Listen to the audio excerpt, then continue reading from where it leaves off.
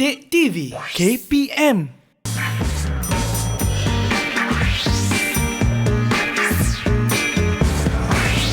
Didik TV KPM.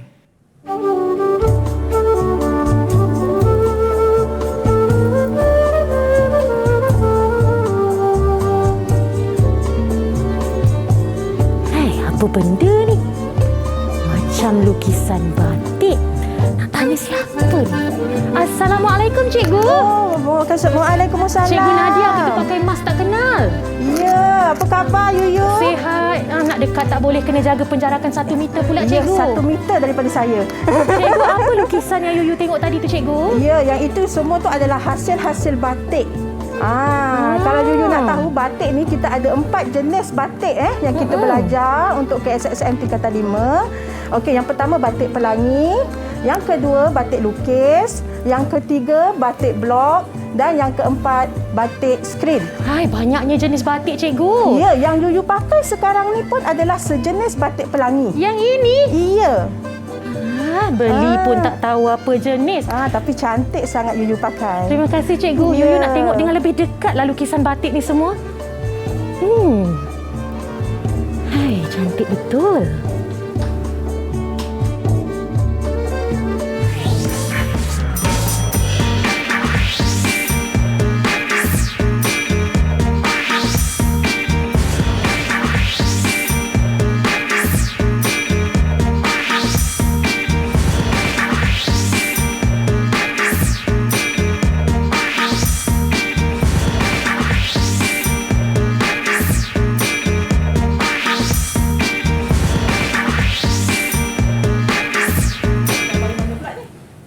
Assalamualaikum dan salam sejahtera. Anda sedang menonton siaran Mahir Didik TV KPM. Saya Nurul Huda Abdul Aziz.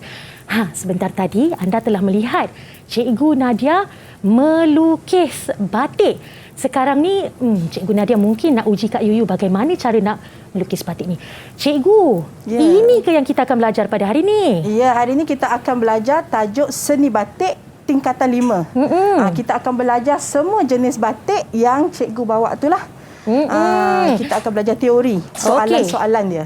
Jadi bagi pendidikan seni visual pada hari ini, calon-calon SPM perlu menumpukan perhatian kerana bukan mudah sebenarnya bagaimana nak melukis batik ni.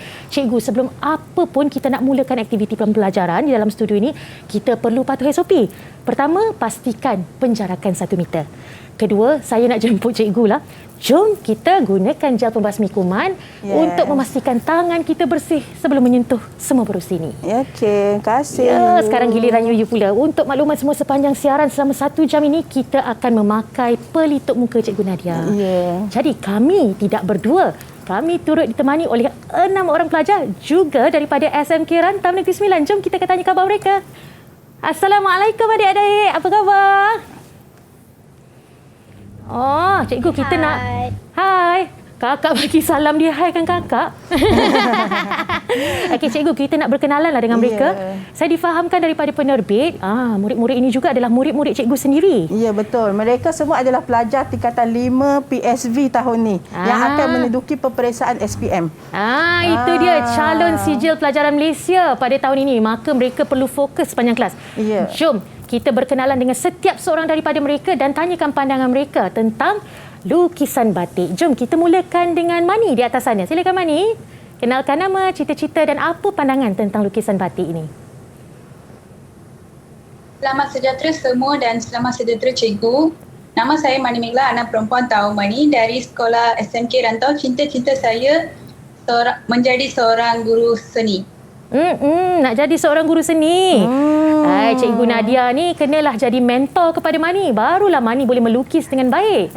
Boleh ke Cikgu Nadia? Boleh. Okey, seterusnya kita nak berkenalan pula dengan Sofia. Sofia, kenalkan nama penuh dan juga cita-cita Sofia. Silakan. Hai, Assalamualaikum. Salam. Hai, Assalamualaikum. Nama saya Sofia Menjerai. Saya dari sekolah SMK Rantau. Cita-cita saya ingin menjadi businesswoman.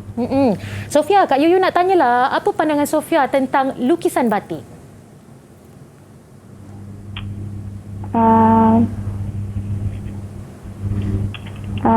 Saya rasa cantik ke?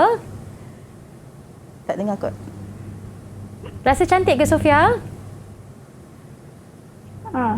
Cantik. Malu. So kadang-kadang kalau kita dapat lihat lukisan batik juga boleh terletak di selendang dan juga baju musim perayaan pun kita pakai kain batik kan cikgu? Ya. Okey, seterusnya kita nak berkenalan dengan Nur Farahin. Farahin, nama penuh dan juga cita-cita. Silakan. Hai, Assalamualaikum. Waalaikumsalam. Nama saya Nur Farahin binti Mak Farid. Mm-mm. Cita-cita saya jadi atlet. Nak jadi atlet? Oh, habis Olimpik dia terus nak jadi atlet cikgu? Ya. Itu dia Farahin. Seterusnya kita berkenalan pula dengan Ahmad Nakiuddin. Nakiuddin, silakan nama penuh dan juga cita-cita. Hai, Assalamualaikum. Salam. Nama saya Ahmad Nakiuddin bin Zulkifli. Cita-cita saya nak menjadi chef. Okey, selepas Nakiuddin, kita nak berkenalan pula dengan Muhammad Firdaus. Firdaus, nama penuh dan cita-cita. Oh, berdehem dia. Waalaikumsalam. Nama saya Muhammad Firdaus. Uh-uh. Saya bersekolah di SMK Rantau. Cita-cita saya menjadi doktor pakar bedah. Oh, doktor pakar bedah. Budak bijak ni ya? Ya, bijak. Semua bijak. Walau dia berdehem, terkejut kita dalam studio ni. Tu tanda-tanda bijak. Tanda-tanda kebijaksanaan. Seterusnya dengan Hakimi. Hakimi, nama penuh dan cita-cita. Okey. Nama saya Hakimi Rizwan bin Kamal Rizwan. Saya bersekolah di SMK Rantau. Cita-cita saya ingin menjadi jurutera. Oh, nak jadi jurutera. Oh, macam-macam lah cita-cita anak murid cikgu berbeza-beza. Tapi kan Yuyu nak tanya Ahmad Nakiuddin tadi. Dia dah berdehem tu, Yuyu percaya yang dia boleh menjawab soalan Yuyu. Okey, Ahmad Nakiuddin, boleh tak Kak Yuyu nak tahu pandangan Nakiuddin berkenaan topik kita pada hari ini tentang lukisan batik ini? Silakan Nakiuddin. Pada pendapat saya, subjek pendidikan seni ini sangat menarik dan membuatkan saya gembira untuk mempelajarinya. Di samping itu, subjek ini juga boleh memberikan pengalaman dan kemahiran dalam pelbagai bidang seni. Dan saya memilih tajuk batik ni kerana saya amat menyukainya dan dia adalah satu seni international untuk negara kita. Oh, bijaklah Nakiuddin. Maksudnya dengan kita memartabatkan batik ni sendiri cikgu, kita boleh bawa batik ini ke persada antarabangsa, insya-Allah. Jadi cikgu, kita nak tahu apakah objektif pembelajaran kita pada hari ini? Okey, objektif pembelajaran kita pada hari ini. Dan kita boleh pergi slide kan? Boleh. Okey, sekarang untuk objektif pembelajaran kita pada hari ini. Okey. Kita akan mempelajari, yang pertama kita akan tengok standard kandungan. Hari ini kita akan tengok kepada standard kandungan. Yang pertama dalam bidang seni batik ni, 6.1 persepsi seni dalam seni batik. Yang mana pemahaman terhadap prinsip seni batik. Kita kena faham dulu prinsip seni batik tu tadi. Kemudian barulah kita masuk 6.2 ekspresi seni dalam seni batik, iaitu penzahiran idea dan konsep melalui pelbagai sumber serta teknologi dalam penjanaan tugasan. Maksudnya kita kena ada idea, kita kena ada konsep dan kita kena hasilkan batik tu tadi menggunakan segala teknologi yang ada. Kemudian barulah kita akan masuk ke eksplorasi seni dalam seni batik, iaitu eksplorasi dan aplikasi proses seni batik bagi pengukuhan pemahaman terhadap prinsip asas seni batik. Dan akhir sekali, barulah apresiasi seni dalam seni batik, iaitu penghayatan terhadap hasil produk seni batik dengan menggunakan bahasa seni visual dan pemikiran seni visual. Yang mana selepas kita siap semua hasil, kita buat penghayatan. Kita menghargai hasil karya kita. Itu dia daripada Cikgu Nadia. Okey, seri bukan sebarang seri, kari bukan sebarang kari, seni bukan sebarang seni. Cikgu Nadia ajar kita lepas ni. Mahir, Didik TV KPM.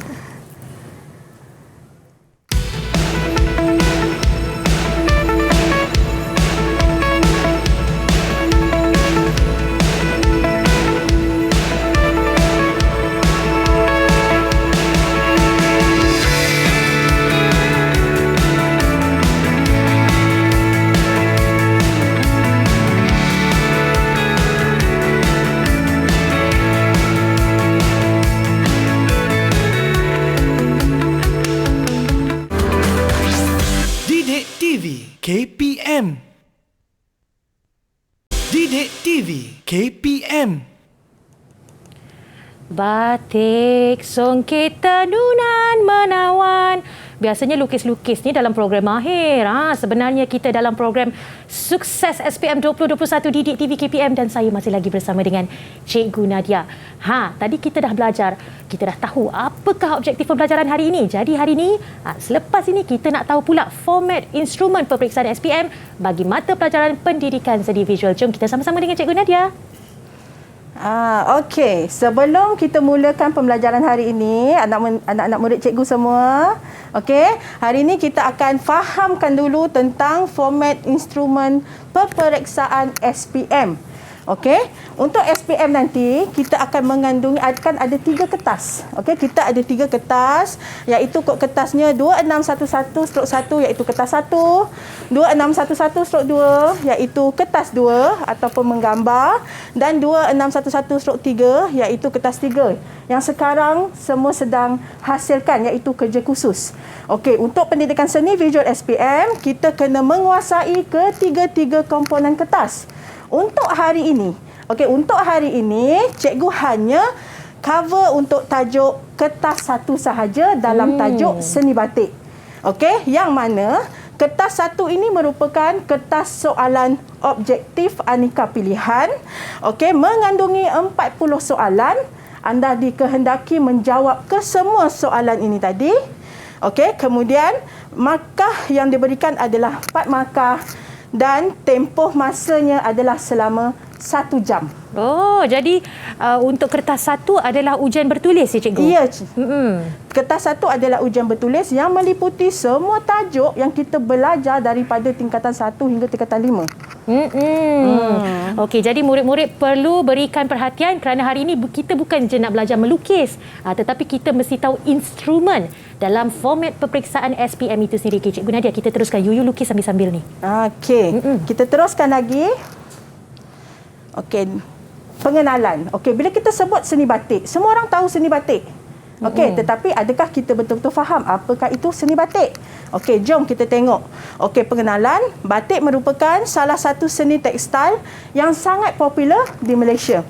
Okey, sumber warisan bangsa yang sangat indah. Maksudnya ia adalah kraf tradisional negara. Okey, yang kita kena pelihara sampai hari ini supaya dia tak luput dek zaman. Sebab tu dia ada dalam KSSM. Kita minta pelajar belajar supaya seni warisan bangsa ni tidak hilang di telan zaman. Okey, dan yang ketiga, negeri perintis kraf batik di Malaysia ialah di Kelantan dan Terengganu.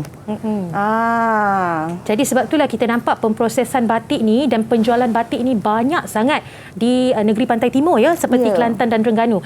Tapi cikgu, kalau cikgu dari SMK Rantau Negeri Sembilan kan, adakah cikgu menggalakkan pelajar-pelajar ini yang pandai melukis batik ini turut mengkomersialkan batik mereka, cikgu?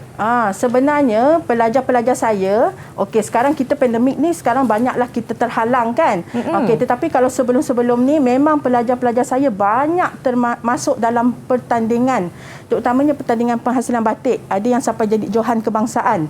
Bangganya. Jadinya memang saya memang menurunkan ilmu saya, sehingga kan ramai jugalah anak murid saya yang melanjutkan pelajaran dalam bidang seni. Ada juga yang bakal menjadi guru seni tak lama lagi. Alhamdulillah. Itulah guru ibarat lilin yang membakar diri. Sebab kita akan gunakan lilin juga untuk proses batik ini. Teruskan cikgu dengan pelajaran hari ini. Okey, dalam seni batik, kita kena tahu juga. Okey, apa sahaja dalam bidang seni kita kena tahu prinsip asas seni batik. Okey, dalam prinsip asas yang kita dah belajar daripada tingkatan 1. Garisan, rupa, bentuk, banyak kan? Okey. Sekarang dalam seni batik ini antaranya. Okey, yang pertama kepelbagaian. Okey. Yang kedua harmoni. Yang ketiga penegasan, yang keempat irama dan pergerakan. Okey. Contoh yang pertama, kepelbagaian. Okey, kepelbagaian dari segi warna. Okey, kepelbagaian dari segi warna menghasilkan corak yang menarik. Okey, kemudian harmoni. Apa maksud harmoni? Pengayaan motif yang berulang. Okey, harmoni ni adalah sesuatu yang berulang untuk menimbulkan kesan yang selesa. Ataupun kita namakan dia sebagai harmoni. Harmoni. Okey, kemudian penegasan. Okey, penegasan pada motif batik menimbulkan kesan yang menarik. Kalau kita tengok pada batik di sini. Okey, bunga dia ni nampak merah. Betul. Background dia warna gelap. So di sini dia akan menghasilkan prinsip asas penegasan. Okey, dan yang keempat, irama dan pergerakan. Apa dia irama dan pergerakan? Bukan irama dan lagu Yuyu. Okey. Irama dan pergerakan merupakan salah satu prinsip asas yang mana garisan cantik yang diaplikasikan dapat menimbulkan irama dan pergerakan ikan di dalam batik ini. Jadi maksudnya cikgu, empat prinsip ini iaitu kepelbagaian, harmoni, penegasan dan juga irama akan dimasukkan dalam soalan kertas satu ya cikgu? Tak ada. Yang ini maksudnya memang ada juga dalam kertas satu, tetapi dalam kita menghasilkan karya juga kita sentiasa mengaplikasi pelbagai prinsip asas ni. Bermaksud kalau macam bila sebelah kita nak Yuyu melukis tu, batik ni. Kalau macam sebelah Yuyu tu kita mengaplikasikan pelbagai teknik garisan. Itu prinsip asas dia banyak kat situ, garisan, warna, penegasan. Macam kaki baju kurung cikgu? Ya, macam tu. Pandai cikgu lukis. Okey, silakan cikgu, kita teruskan pembelajaran pada hari ini. Okey. Kita tahu batik. Mak kita kat rumah pun pakai kain batik. Betul tak? Betul. Tapi kita tak tahu pun apa nama komponen bahagian-bahagian kain batik ni. Betul. Jadi kita kena belajar. Okey, kita kena faham. Okey, ini adalah bahagian-bahagian kain batik. Yang pertama, yang kawasan yang paling luas sekali, badan kain. Yang kedua, kaki kain yang belah bawah ni. Yang belah bawah ni kaki kain. Okey, kemudian gigi kain. Kalau kita tengok kain batik tu, dia ada macam garisan satu tu. Itu kita namakan dia gigi kain. Gigi kain. Okey, kemudian yang bermotifkan pucuk rebung ni, kita panggil dia sebagai kepala kain. Ini kalau dipakai sampin atau kain, kita letakkan dia di tengah. Itu nama dia kepala kain. Okey. Kan. Dan bahagian kiri kanan kepala kain ni kita panggil pengapit kepala kain. Border tu pengapit kepala kain. Yes. Baru belajar saya hari ni. Jadinya kita kena tahu nama bahagian-bahagian pada kain batik ni. Bukan setakat kita pakai sahaja. Okey, kita teruskan lagi. Okey, dalam seni batik, terbahagi kepada beberapa motif lah. Okey, antara motif yang popular dalam seni batik, motif flora, fauna, geometri, abstrak dan motif isin. Isin. Apakah isin? Kita pun tak pernah dengar kan? Tak pernah cikgu. Okey, tak apa. Kejap lagi kita belajar. Okey. Yang pertama, motif flora. Bila kita sebut motif flora, flora ni apa? Okey, flora ni adalah sesuatu yang berkait rapat dengan tumbuh-tumbuhan, okey, dengan bunga, daun, ranting, okey, pucuk daun, kuntung bunga dan sebagainya. Okey, di sini adalah contoh-contoh nama motif flora. Okey, pucuk rebung, daun Siti Fatimah, bunga teratai, pohon ara, bunga mawar, bunga telepuk. Okey, semuanya gambar motif-motif ni tadi cikgu dah tunjukkan dalam slide ni. Kita boleh tengok apakah nama motif-motif flora ni tadi. Okey, kita masuk pula yang kedua, motif fauna. Okey, bila kita sebut tadi flora dah tahu tumbuh-tumbuhan. Okey, sekarang kita tahu fauna. Fauna ni ialah apa? Haiwan dan serangga. Yes, haiwan, serangga, ikan. Okey. Ulat boleh juga. Okey. Okey, jadinya unsur-unsur fauna ni seperti apa? Burung, ayam, kupu-kupu, sayap burung garuda, siput. Kalau kita tengok sini. Ini nama dia motif siput.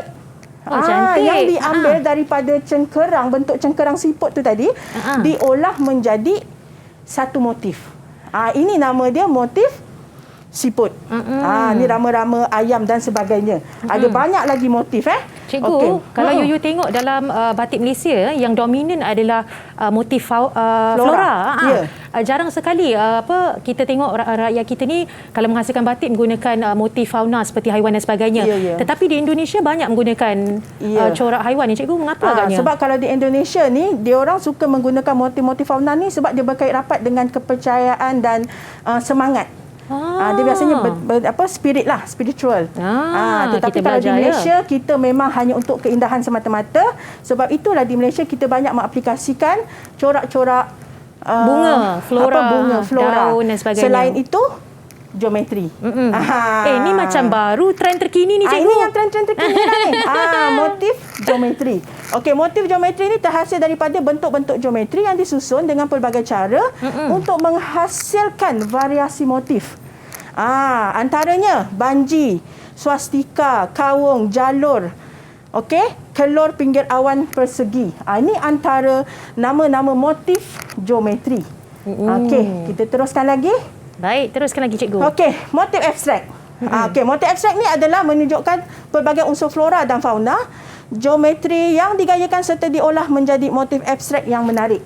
Okey, daripada abstrak ni maksudnya kita ubah menjadi mega bendung. Okey, jaring ikan, awan, obor. Maksudnya dia daripada abstrak yang kita olah, kita ubah menjadi motif batik. Okey, dan last sekali motif isen. Okey, apakah dia motif isen tadi, Yuyu? Yuyu yang tadi Yuyu tanya apa dia motif Betul. isen. Okey, motif isen ni merupakan motif pengisian pada ruang kosong untuk kain batik tradisional. Selalunya motif isen disusun sebagai latar belakang pada corak. Yang mana kalau kita tengok batik tradisional, okey, di bahagian belakangnya ada titik-titik-titik untuk penuhkan bentuk kain tu tadi. Kalau kita pakai kain batik sarung, kan penuh kan corak dia. Itu yang kita namakan dia sebagai motif isen. Yuyu Motif isen berfungsi untuk pengisian pada ruang kosong. Yuyu suka corak sisik ikan tu, Cikgu Nat? Ya, cantik kan? Memang cantik. Yes. Cikgu, Yuyu tertarik dengan perkara keempat, itu cantel atau kantel sebutannya? Cantel. Cantel, okey. Apakah cantel tu, cikgu, kalau cikgu boleh tunjukkan? Cantel ni yang macam ni. Dia sesuatu yang macam bentuk tiga segi, dia macam gambar-gambar macam ni. Memang nama dia macam ni. Oh, okey. Cantel ya sebutannya? Cantel, ya. Okey, terima kasih Cikgu Nat. Yang ini kita boleh tengok juga semua ni dalam buku teks tingkatan 5 KSSM. Semua ada dalam buku teks. Okey, kita teruskan dengan uji minda 1.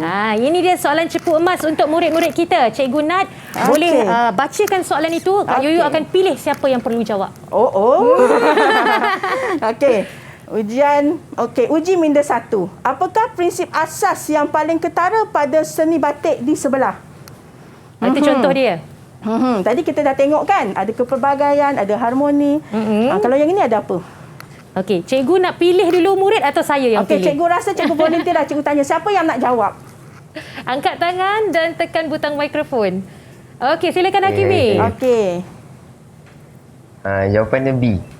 Apa dia? Jawapannya B. Bacakan. Kepelbagaian. Kepelbagaian. Okey. Betul. Okey, kepelbagaian dari segi apa? Warna, garisan, rupa. So kita katakan dia dari segi kepelbagaian sebab ada pelbagai unsur dalam satu hasil karya. Okey. Okey, next. Uji minda kedua. Okey, pada bahagian manakah motif pucuk rebung tersebut digunakan? Kita cakap tadi kan? So, murid-murid, kalau tak fokus tak boleh jawab. Cikgu pilih lagi seorang. Siapa yang kena? Cepat. Siapa tahu boleh angkat tangan? Okey, silakan. Okey, Sofia. Jawapan dia B, kepala kain. Kepala kain. Betul pucuk ke, cikgu? rebung. Okey, tadi kan kita dah belajar pucuk rebung kan? Okey. Betul. Betul, Sofia. Jawapannya ialah kepala kain. Kepala kain. Okey, kita teruskan lagi dengan uji minda yang ketiga. Okey, apakah motif yang menghiasi latar belakang bahagian badan kain pada kain batik di sebelah? Nampak tak tadi cikgu dah cakap dah. Dia memenuhkan ruang bahagian kain batik. Apa nama motif tu tadi? Yang itu Yuyu boleh jawab. Kita bagi murid jawablah. Okey, siapa nak jawab soalan uji Siapa minda nak 3? jawab boleh angkat tangan dan tekan butang mikrofon. Silakan. Okey. Okey, siapa? Firdaus. Okey. Jawapannya A, isen. Motif isen. Betul ke tak ni? Betul. Wah, Yuyu tahu dah. dah ni. Expert. Okey. Next, kita teruskan lagi uji minda yang ke-5. Banyak betul teka-teki dia. Uji minda Jangan keempat. main-main. Okey, uji minda keempat. Yuyu bacakan. Senang sangatlah ni. Okey. Apakah jenis motif yang terdapat pada batik lukis di sebelah? Siapa yang boleh jawab, boleh angkat tangan dan tekan butang mikrofon. Silakan adik-adik. Saya nak jawab. Siapa yang nak cuba tu? Suara kuat sikit. Silakan. Apa jawapannya? Farahin. Okey, Farahin. Jawapan dia fauna, B. Okey, motif fauna. Sudah Yuyu, jelas betul ke lagi tak, Yuyu? tersuluh. Itu adalah seekor ikan. Maka fauna jawapannya, cikgu. Yes, betul. Okey, dan diteruskan dengan uji minda yang kelima. Bahagian manakah yang dinamakan pengapit kepala kain pada kain batik di bawah? Okey, Siapa nak cuba? yang nak cuba jawab ni? Bahagian manakah yang dinamakan pengapit kepala kain pada kain batik di bawah? Silakan, siapa yang nak jawab? Okey, silakan Nakiuddin. Nakiuddin. Jawapan dia C. C. Kita tengok betul ke salah? Tepat sekali. Bagus. Nampak dia faham kita apa belajar hari ni kan? Jadi kita dah tanya kepada murid-murid kita jawapan kepada uji minda yang pertama dan yang ke-2, 3, 4, 5. 5. Dan kelima-lima mereka menjawab dengan betul. Maksudnya mereka fokus. Okey, yes. lepas ni kita nak belajar banyak lagi dengan Cikgu Nadia. Jangan ke mana-mana, kembali lagi selepas ini. Sukses SPM 2021 Didik TV KPM. Didik TV KPM. TV KPM. Kembali lagi dalam Sukses SPM 2021 bersama saya Nurul Huda dan juga Cikgu Nadia. Sambil Cikgu mengajar tadi, sebenarnya Cikgu Nadia ada ajar saya sikit tentang cara melukis batik. Dan inilah hasil separuh siap yang telah Kak Yuyu cuba. Walaupun mungkin ada kekurangan di sini, lepas ni Kak Yuyu akan dapatkan nasihat Cikgu Nadia untuk pastikan sebelum habis siaran Kak Yuyu mesti sudah siap melukis. Kak Yuyu nak tumpukan perhatian kepada pembelajaran dan pengajaran hari ini. Jom kita sama-sama dengan Cikgu Nadia. Silakan Cikgu. Okey, kita sambung lagi ya. Kita sambung lagi boleh? Okey, Boleh. kita sambung lagi. Kita teruskan pembelajaran kita kepada jenis-jenis batik. Okey, tadi sebelum waktu intro tadi cikgu dah terangkan apa yang cikgu bawa dekat sini. Kan? Okey, kita tengok jenis-jenis batik ada 4 jenis. Okey, yang pertama batik skrin, yang kedua batik pelangi, batik canting dan batik blok. Okey, apa yang membezakan antara jenis-jenis batik ni tadi? Okey, yang membezakan ialah cara menghasilkan dia. Proses penghasilan batik tu tadi yang membezakan nama-nama batik tu. Okey? Yang mana kalau kita tengok batik skrin dia menggunakan blok dan sekuji. Okey, batik pelangi, okey, dia menggunakan teknik-teknik ikatan. Okey, batik canting menggunakan alat yang kita namakan canting, dan batik blok kita gunakan blok sarang. Okey, kesemua bahan yang cikgu cakap ni ada cikgu bawa kat sini. Cikgu Nadia siap bawa masuk ke studio di DTV Ya, KPM. kita boleh tengok di sini. Mungkin ada cikgu sarang, boleh tunjukkan. Ada canting, periuk dan sebagainya. Adakah yang besi tu batik blok, cikgu? Ya, yang Betul. besi itu batik blok yang kita panggilkan sebagai blok sarang. Blok sarang. Yes, Okey, diperbuat baik. daripada timah besi ataupun aluminium. Okey. Antik nampak. Ya. Okey. Kita teruskan lagi. Kita mulakan dengan batik pelangi. Okay, kita mulakan dengan batik pelangi, merupakan batik yang tidak menggunakan lilin. Macam tadi yang Yuyu pegang selendang tu tadi, dia tidak menggunakan lilin.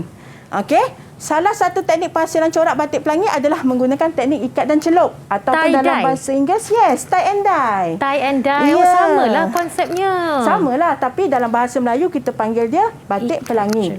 Okey, jenis ikatan yang selalu digunakan ialah simpulan, ikatan, lipatan dan jahitan. Jadinya batik pelangi ni senang nak cerita. Corak yang terhasil ni berdasarkan daripada cara ikatan yang kita hasilkan. Okey, kalau kita buat ikatan yang ini secara berpusing, jadi macam spiral. Okey, jadi macam berpusing. Okey, yang ini bonjotan. Okey, yang ini lipat. Okey, maksudnya setiap teknik lipatan dan ikatan yang kita buat akan menghasilkan pelbagai corak yang berbeza. Okey, next. Ini alat dan bahan dia lah. Okey. Macam biasalah alat dan bahan untuk batik ikat dan celup ataupun kita panggil batik pelangi ni, tali, getah, benang, guli, warna dan sebagainya. Adakah guli tu diletakkan di dalam ikatan tu, cikgu? Ya, guli tu kita letakkan dalam kain tu, lepas tu kita ikat untuk jadikan bentuk bulat-bulat tu tadi. Kan kalau macam ni kan nampak bulat-bulat ni. Maksud dalam ni dia letak guli lah ni. Baru tahu teknik ni. Ya. Okey. Jadinya Kita teruskan lagi. Okey. Okey, proses penghasilan batik pelangi. Okey, nampak? Okey, kain diikat menggunakan getah. Okey, kedua, proses mewarna dan ikatan kain dibuka setelah kering. Lepas kita ikat. Kalau kat depan ni, kalau you perasan ada cikgu bawa yang dah saya ikat. Yang warna ungu Putih. dan juga kuning tu, cikgu. Yang putih tu. Bawah tu. Okey, kita dah ikat, kita warna. Okey, lepas tu dia dah kering, baru kita buka ikatan dia. Okey. Okey, bila ikatan tu dibuka, kita masukkan kain tu tadi ke dalam sodium silikat. Sodium silikat ni ialah nama kepada pemati warna. Dan sodium silikat. Yes, sodium silikat selama 5 jam. Kalau lebih sikit bolehlah. Okey. Tapi biasa 5 jam dah cukup. Maksudnya apabila kita gunakan sodium silikat ini, warna itu tidak akan mudah luntur ya, cikgu? Ya, memang tidak akan luntur lepas basuh. Barulah kita boleh pakai. Betul. Kalau kita tak guna pemati warna, baju yang kita pakai itu warna dia akan nurun. Okey. Okey, next. Cuci kain untuk menanggalkan sodium silikat. Selepas 5 jam kita kena cuci dah. Barulah kita jemur. Okey, simple je teknik dia kat sini. Simple sangat. Okey, kita teruskan lagi. Yang kedua iaitu batik canting atau batik lukis. Yang Yuyu tengah buat tu. Ini adalah batik lukis ya, cikgu? Ya, batik lukis ataupun kita namakan sebagai batik canting. Okey, yang mana untuk menghasilkan batik ini kita kena menggunakan canting. Sebab tu kita namakan dia batik canting atau lukis. Adakah canting itu adalah garisan-garisan di sini, cikgu? Okey, canting tu berfungsi sebagai pen untuk meletakkan lilin panas. Okey. Lilin panas tu kita letak dalam canting tu. Kat depan tu ada, cikgu Mungkin bawa. cikgu boleh tunjukkan peralatannya, cikgu boleh? Boleh. Saya ambil satu. Okey, ini yang kita namakan dia sebagai canting. Okey, canting ni diperbuat daripada tembaga. Okey. Okey, so lilin panas tu, okey macam kat situ ada periuk lilin kan? Okey, kalau lilin tu panas, okey kita akan cedok. Okey. Okey, dan kita akan lukis di atas kain. Inilah nama dia canting. Okey. Ini nama dia canting yang kita gunakan untuk menghasilkan batik lukis. Cikgu, yang ini pun lukisan di sebelah saya ni pun menggunakan kaedah cantingan dan lukisan ke? Ya, di sebelah Yuyu tu juga cikgu gunakan canting, tetapi cikgu tambah lagi dengan penggunaan berus. Kat situ ada pelbagai teknik situlah. Memang cantik tapi lah, cikgu. secara outline dia tu memang cikgu guna canting. Cikgu, difahamkan batik canting dan lukis mempunyai nilai komersial yang amat tinggi, betul ke cikgu? Ya, sebab dia buat satu hanya untuk, maksudnya dia tak ada pendua. Walaupun corak dia sama, tetapi dia tak akan sama 100%. That's why dalam banyak-banyak jenis batik, batik canting lah yang paling mahal. Okey, kita teruskan lagi? Boleh, cikgu. Okey, mempunyai nilai komersial yang tinggi. Okey, macam tadi kan? Okey, diminati oleh pengguna dan penggemar fashion kerana pemilihan serta penggunaan warna, jenis kain dan motifnya yang kreatif. Canting yang diisi dengan lilin cair untuk melakar corak atau motif di atas kain, kemudian diwarnakan mengikut kreativiti pembatik. That's why, sebab itu, batik canting ni kita boleh menghasilkan pelbagai corak. Okey, pelbagai corak mengikut apa yang kita suka. Ini istimewanya batik canting. Dan ada eksklusifnya, cikgu kan? Takkan sama dengan orang lain. Ya, takkan sama. Walaupun dia tiru, walaupun nampak sama tapi tak sama. Okey. Jom kita tengok alat dan bahannya. Nampak? Saja letak sini. Seronok. Okey, ini adalah canting. Okey, canting. Okey, ini adalah alat dan bahan yang kita gunakan untuk menghasilkan batik lukis. Okey, yang pertama canting. Okey, dapur periuk. Okey, kain. Okey, paling penting kita kena tahu dekat sini campuran lilin. Okey, lilin mesti dicampur dengan damar. Damar ni adalah sejenis getah pokok. Okey, damar ni mesti dicampurkan dengan lilin supaya lilin tu tadi tidak mudah patah. Cikgu, damar ni dihasilkan dari pokok apa, cikgu? Pokok damar. Pokok damar tu sendiri ya? Dia punya getah. Okey, jadi kita kena campurkan sedikit dalam lilin untuk meliatkan lilin tu tadi semasa proses mencanting. Okey, dan ini adalah pewarna batik lah, warna remazol. Yang macam cikgu bawa kat sini. Okey. Okey, jadinya kita teruskan lagi. Proses penghasilan batik canting. Tu cikgu bawa sini lah. Dibawa sekali dalam studio. Kalau kamera boleh tunjukkan, di situ ada periuk kecil tu. Periuk kecil itu adalah tempat cikgu letakkan lilin dan juga damar ya? Ya. Kemudian dipanaskan. Dipanaskan sampai dia cair betul-betul melebur. Lepas tu kita canting. Okey, Yes. jadi murid-murid hari ini, calon-calon SPM akan belajar tentang proses penghasilan batik canting lukis. Ada 6 proses semuanya. Kita kena fokus dan beri tumpuan kepada Cikgu Nadia punya pengajaran. Silakan Cikgu. Okey, kita sambung lagi. Okey, proses penghasilan batik canting. Yang ini memang cikgu buat sendiri. Cikgu bawa hasil dekat sini. Okey, yang pertama ialah proses mencanting. Okey, kemudian proses mewarna. Macam Yuyu tengah buat tu proses mewarna. Okey, yang ketiga, proses memati warna selama 5 jam. Okey, mati warna tadi kita dah cakap pakai apa? Sodium silikat. Okey. Sodium silikat. Kemudian proses merebus, proses membilas, barulah jemur. Barulah hasil yang dah siap tu kita kena iron dah supaya nampak rapi.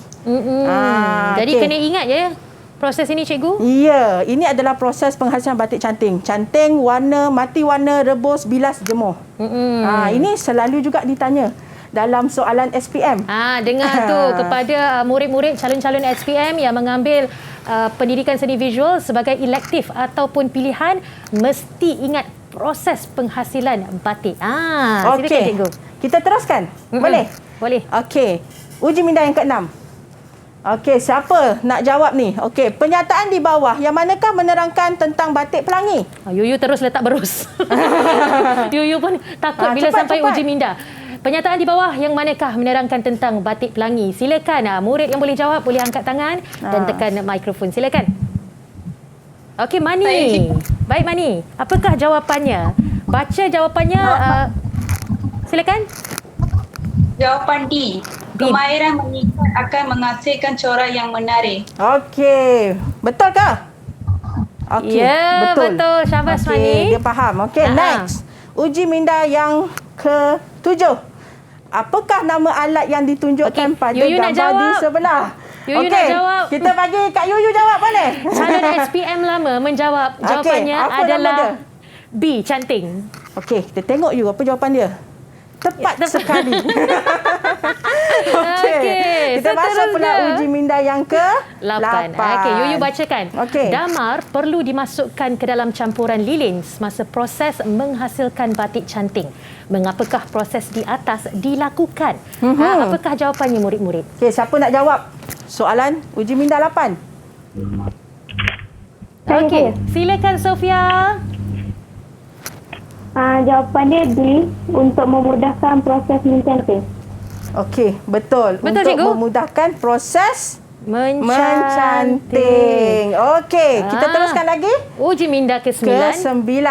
Okey, apakah kegunaan sodium silikat dalam proses penghasilan batik? Tadi Cik dah cakap. Siapa yang boleh jawab? Cepat. Okey. Silakan. Firdaus Firdaus. Okey, Firdaus. Jawapannya C, bahan pemati warna kain batik. Okey, sodium silikat ni ialah bahan pemati warna kain batik. Okey, betul. Okey, tahniah murid-murid semua. Kita teruskan lagi. Ada lagi. Ujian minda 10. Okey, Kak Yuyu bacakan. Apakah proses yang bertanda X dalam penghasilan batik lukis? Siapa yang boleh jawab? Mohon angkat tangan dan tekan butang mikrofon. Silakan. Okey, cepat. Jangan fikir lama-lama. Okey, Farahim. Mematikan warna. Memati Matikan warna. warna. Betul ke Cikgu? Canting, warna, rebus, cuci. Memati warna. Kita betul tengok. Ke? Betul. Yes, betul. Okey. Kita teruskan lagi boleh? Boleh Cikgu. Kita ada masa lagi kita untuk kita ajar tentang batik blok. Kita masuk pula jenis batik yang ke-3, iaitu batik blok. Okey, batik blok dikenali juga sebagai batik cap ataupun batik terap. Okey, kita menggunakan blok ataupun sarang. Yang cikgu bawa depan ni. Ni kita namakan dia blok sarang. Okey. Pada awalnya blok diperbuat daripada kayu, kemudian bertukar kepada besi, dan kini blok dihasilkan daripada bahan tembaga, timah serta zinc. Ni batik blok ni dia memang guna chop lah. Okey, blok tu kita namakan dia sebagai blok sarang. Maksudnya apabila menggunakan blok ini, kita akan mendapat corak yang konsisten ke Cikgu? Corak dia samalah kalau macam sekarang ni. Macam Boleh blok Cikgu sarang. tunjukkan? Boleh cikgu pegang? Boleh. Okey, kalau yang cikgu pegang ni sekarang ni nama dia blok sarang. Okey, Cikgu pegang. Kita stay dalam 5 saat macam tu. Okey, mungkin kamera boleh tunjukkan. Yang ini namanya adalah blok sarang. Blok sarang, corak rama-rama. Ya, corak rama-rama. Jadi kita akan celup ke dalam lilin dan kita akan tekap di atas kain, chop di atas kain. Jadinya kalau kita buat 10 kali pun sama je rupa dia. Ini kita namakan dia sebagai blok sarang. Konsisten lah coraknya. Ya, sama je lah kan, nampak? Sama je. Okey. Next. Alat dan bahan. Okey, of course lah yang pertama, blok sarang. Sebab tu dia dipanggil batik blok. Okey, berus, kuali, warna, dama, lilin, semuanya sama. Semuanya sama macam batik lukis. Yang berbeza dia ialah blok sarang. Okey, dan proses penghasilannya, kain tu dibentang di atas meja yang dilapik dengan span basah. Itu saja. Okey, yang lainnya sama. Okey, proses penghasilan batik blok. Okey, kain dibentang di atas meja terap. Okey, span basah dibalut dengan plastik.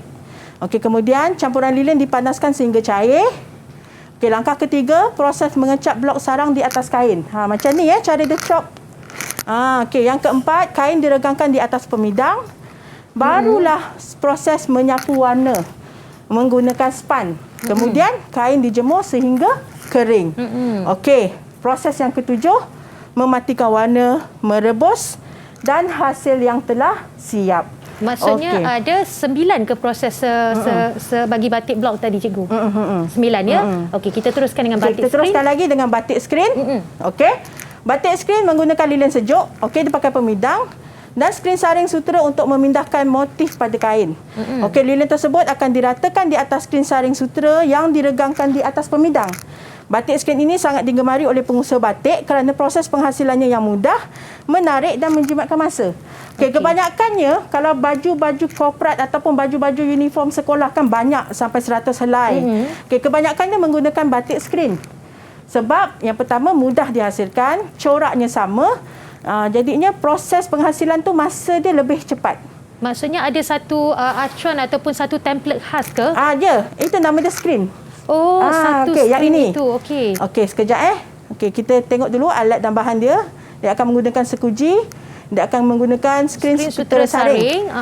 Jadinya corak tu nanti ada pada skrin sini. Okey. Okey, macam ni. Proses penghasilan batik skrin. Okey, mula-mula kita sediakan corak. Lepas tu kita sapu foto emulsion pada pemidang ini. Okey, foto emulsion ni sejenis bahan kimia Okey.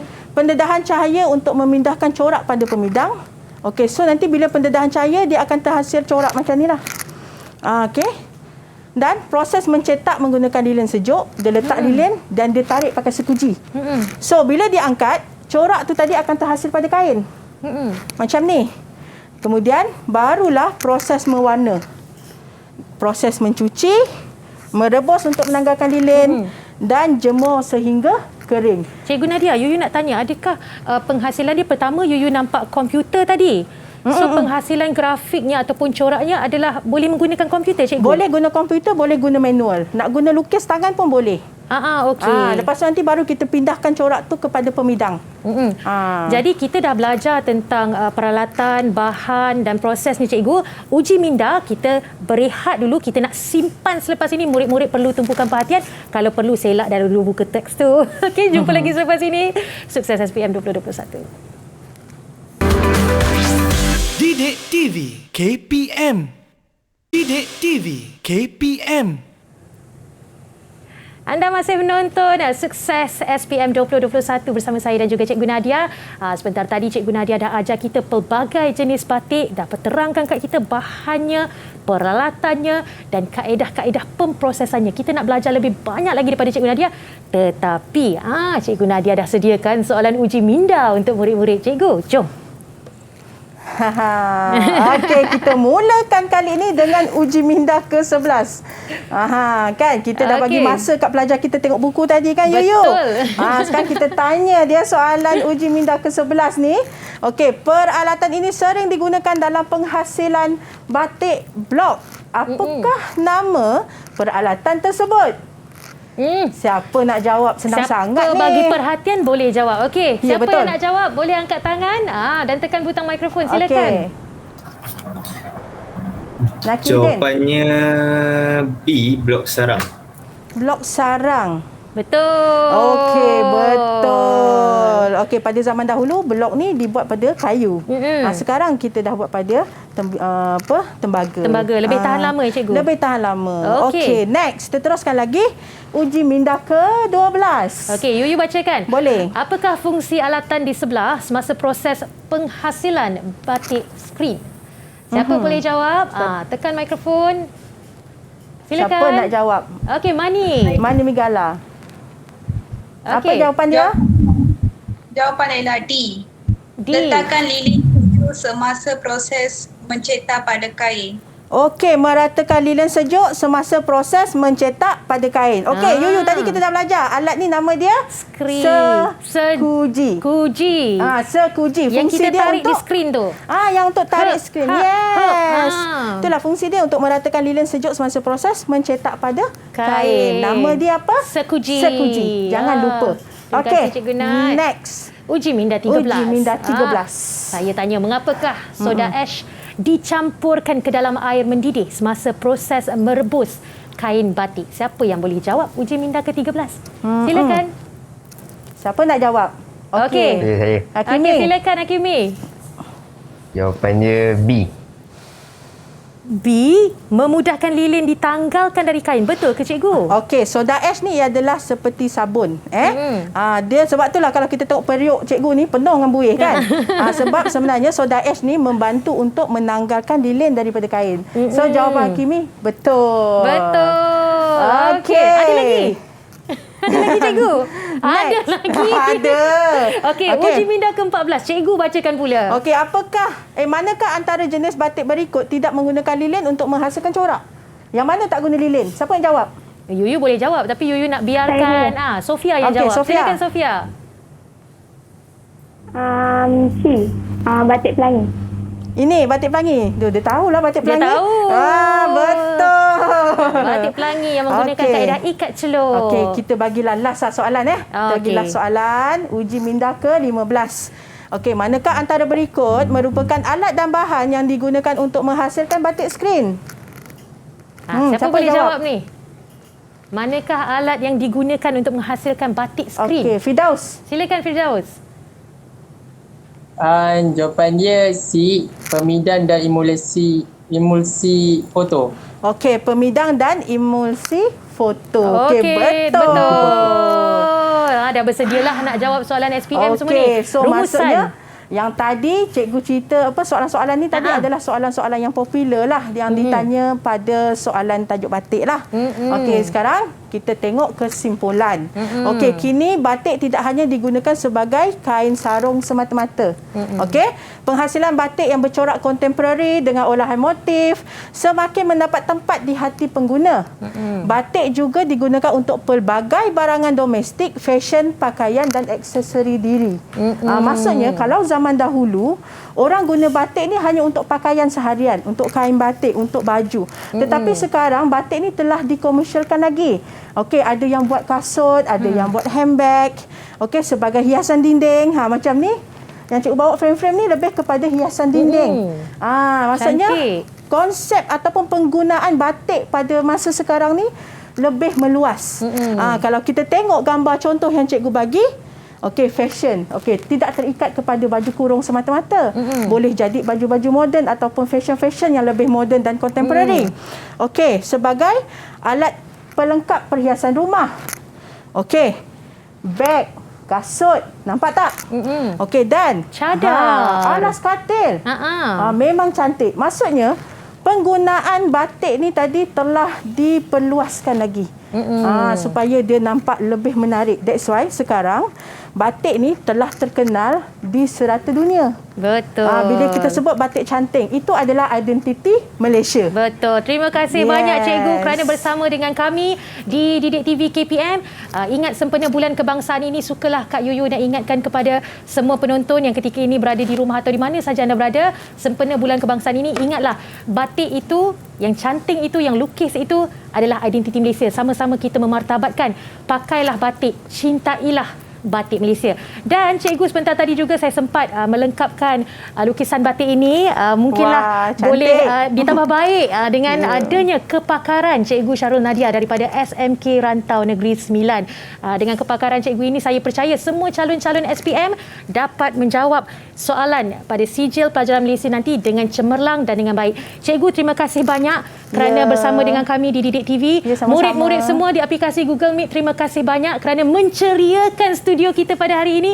Cikgu, sebelum Yuyu nak rap ini, Yuyu nak bagi Cikgu sedikit kata-kata semangat untuk calon-calon SPM kita tahun ni. Yes, apa dia? Kata-kata semangat. Kata-kata semangat. Okey. Buktikan anda buat yang terbaik untuk SPM. Walau apa pun cabaran yang kita hadapi, kita mesti berjaya. Okey. Okey, Gambati. Sekian saja. Sukses SPM 2021 Didik TV KPM. Jumpa lagi di lain saat. Assalamualaikum dan jumpa lagi. Bye-bye.